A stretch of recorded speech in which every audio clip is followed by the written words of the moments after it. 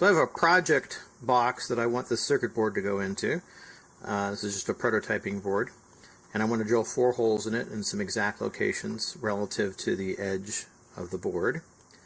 And I'm going to use my digital readout to do that. The digital readout consists of calipers. Let's see if I can get the calipers here. Okay, there. So these are some just old cheapo calipers. One down here, there's one on each axis. Those feed into this project box where I've got a circuit board that reads the calipers and converts it to a serial output. The serial output goes to this little gigabyte NUC, or NUC, however you want to pronounce it. And that's just running Windows, displaying it on this old monitor that I dredged up from somewhere. And it's displaying right now the positions of the calipers. So what I'm going to do here is, I'm going to take this old pin vise, kind of repurpose it as a stop. I think they actually make official stops for this, but this is good enough. Oops. Hard to do one-handed. Okay, push it on, tighten it up. Oh. Did that work? Okay. Good. So that's going to be my backstop. These parallels are used to keep the board off of the base so that you don't get these little chowder marks and drill marks and things like that into your base, which clearly over the years I eventually have managed to to inflict on this poor old vise. Okay, so here's the circuit board, and I'm going to put it right in here, and that's fine. This is, I'm not going to hit it with a hammer or make it precision level or anything like that. It's fine. It's not that big of a deal. So that's in place, and tighten up the vise. Okay, so that's good. Now, there's this nice little thing that you can buy. I think it's called an edge finder, edge detector. And what it has is, it has this little pin on the end, and a little light inside, and then a battery. And if the circuit is completed between this pin and this edge right here, then the little light will light up. And what you're going to do is raise it up. Not my finest camera work, but better than not having a video, I guess, huh? I place the edge finder inside of the chuck. Not anything fancy about it. You just put it in like any other tool. You lower it down, and it's not going to be resting against the circuit board. The goal is to touch this pin right here to the edge of your vise, and electricity goes through here, through the table, through the column, and back into the chuck, and completes the circuit, and the little light lights up. Let's see. We're just gonna rotate it to the back here, and we're just gonna gently touch it. At one point, it should light up. Ta-da! See that? Okay, so now we know we're at the back edge of the vise. And so on my display, I've got this thing called front to back, which is the y-axis. I'm just gonna go in here. And I now know this is exactly 0.2 inches in diameter. So halfway, the center is then halfway on the pin. And so I enter 0.1. Okay, great. Except it's not lit up anymore.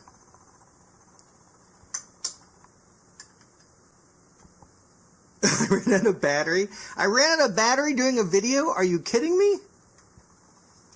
You ever one of those days where it just doesn't seem like anything's going your way? So I love this. This has just been a great device for me. I probably had it over 10 years. I've never changed the battery on it. But I actually opened it off camera, sorry, big surprise. And it has, unlike most devices that would have, I don't know, 3 coin cells or something in there, this just had a AAA, which is fantastic. I don't even think polarity matters. Yeah, it's a light bulb. So polarity doesn't even matter. I'll put that in like that. We'll put it in the way we found. Uh-oh. Oh, it doesn't fit. It's stuck. There's no way. Really? Do you see it? Do you see the chowdering there? Do you see, like, it doesn't fit. It's too big. Not all AAAs are the same. Oh, okay, well, hold on. I'll be back. Alright, I'm back. So I went throughout the house with a pair of calipers measuring AAA batteries. So let's see what this one is. So this is the cell that was in it. Probably should measure it this way. It says, oh, it says 10.26. Okay. I tried to put it in here. 10.30. Really? It's that close? And then here was something I got out of my wife's bathroom scale.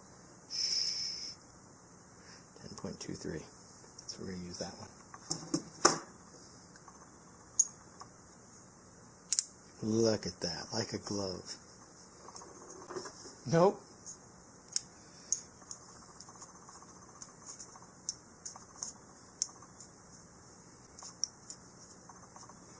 Okay, that probably needs to be more than hand tightened, but I'll call that a thumb screw. Back to where we were. Alright, where were we before we were so rudely interrupted?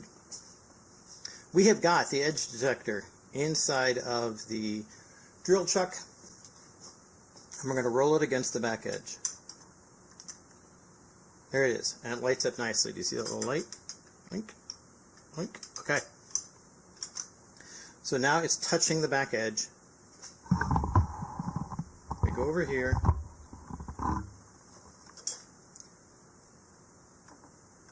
No, that's not exactly 0.1 anymore. That's kind of weird. I just typed it in, and so it doesn't really matter what the caliper is reading, because the software then is just measuring the relative change, so it doesn't care. It's just it's adding whatever it needs to in order to make this value look like 0.1, regardless of what the caliper is reading. When the caliper changes, it just changes this relative to that. It just keeps it consistent with the change in the caliper. All right, we're just doing the back edge. We've just done the back edge. We're not doing both edges at the same time. Roll back a little bit, and now we go up against the side. Wait for it to light up. We're going really slowly. We're not going to push it. There we go. So it just lit up. So we go over here. On the left to right, we do 0.1. And again, we're doing 0.1 because the diameter of this pin is 0.2. And we want it to be half the distance because we want it to be the center of this pin. Not on the far edge of the pin, not on the front edge of the pin. Okay. Now what this means is, because we've entered the correct values now for the left and for the left side and for the back side, we now know kind of where that corner is. So theoretically, if I put this pin kind of over where I think 0, 0 reads, let's go back to this thing until it reads 0, 0.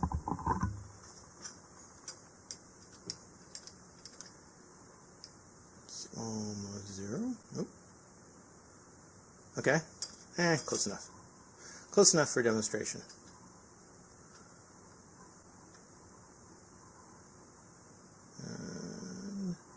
Okay. Oh, I have to fix it. Can't be that far off. Okay. You look over here now, you'll notice,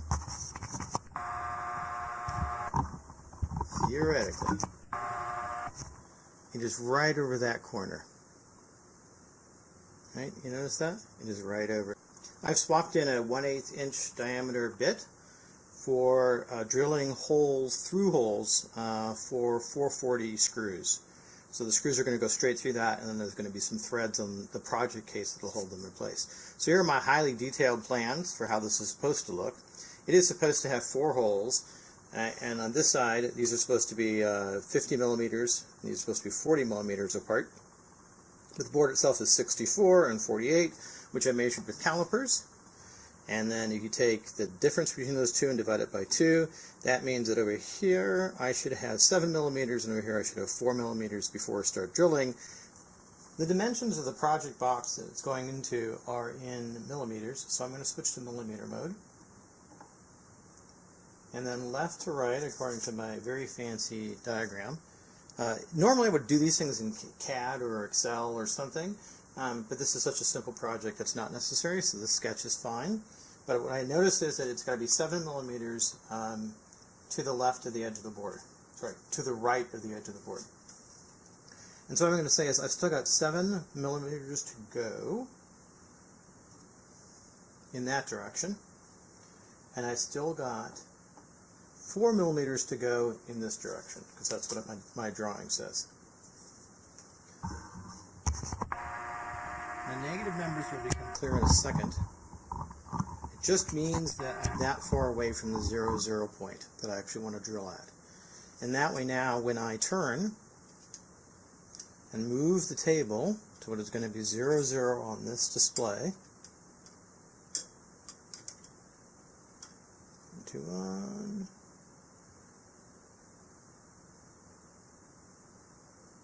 and you don't have to be perfect, because this is just a prototype board and a prototype project, but still, it's nice to have it as close as you can. This equipment is kind of cheap, and so it's not going to be very accurate anyway, so anything I can do to help refine that accuracy is a positive. 0, 0 is what the display is showing, and if that's right, then I should have my first hole, I should be right above where I want my first hole to go. Now one of the ways I can test that, normally I would have like a printout or something, or I could maybe even have the project box, or this, usually a way that I can verify that this looks centered with respect to, in this case, left to right. But since I know the holes are 50 millimeters apart in the left to right direction, I'm going to set this to about 50. That's good enough. Put it on there and say, if the second hole goes there, does that look like I've got the same edge on both sides? And it does. And I could do the same thing this way, but I can tell visually that it actually looks centered pretty well. Okay, now we can drill the holes. Turning on the milling machine, that lovely fan makes this awful noise at startup. And I've never quite figured out what it is, but it settles down after a little bit. Yes, I've taken it apart. Yes, I've tried. But over the noise of the drill, it won't matter. And I'm concerned that the parallel may get nipped by the edge of the drill, so I'm just going to take it out. And I'm going to put it in, so it's still providing support. And the plunging doesn't really matter because I'm going all the way through.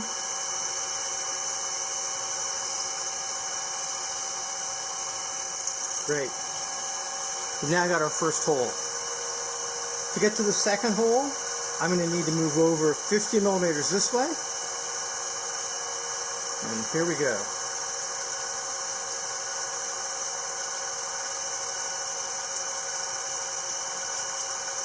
And backlash doesn't matter because the calipers are measuring this, so even if I rotate back the other way and back and forth again, it won't matter. The calipers are providing a relative position.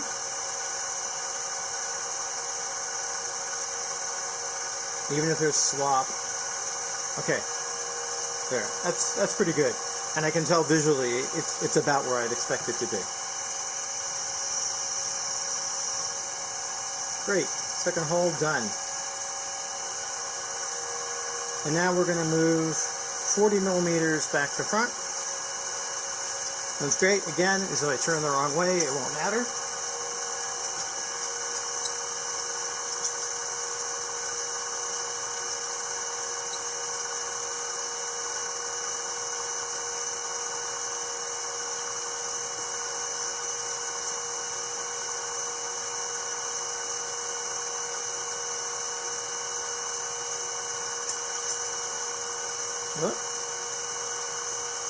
And I'm going to move the parallel, this one to the back, and I'm going to move this one forward a little bit. I just don't want to drill into it.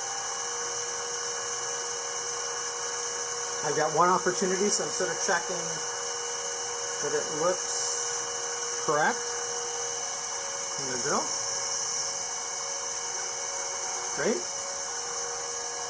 And now I've just got one more hole to drill. I just keep turning this back until it reaches 0.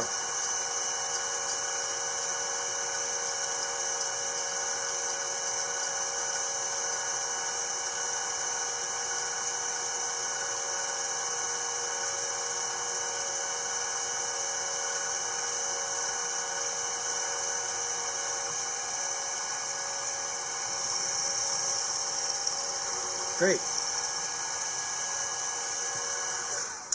Let's see how it turned out.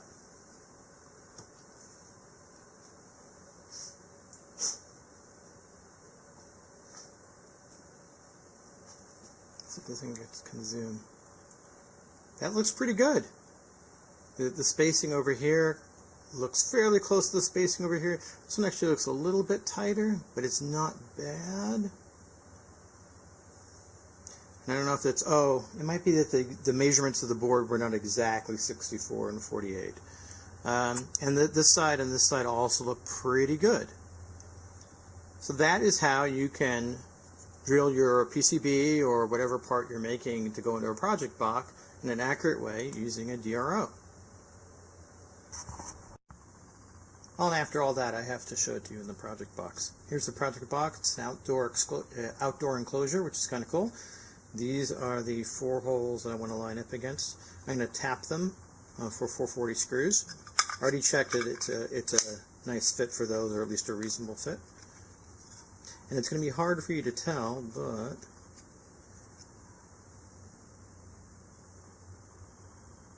it's beautiful. Perfecto mundo.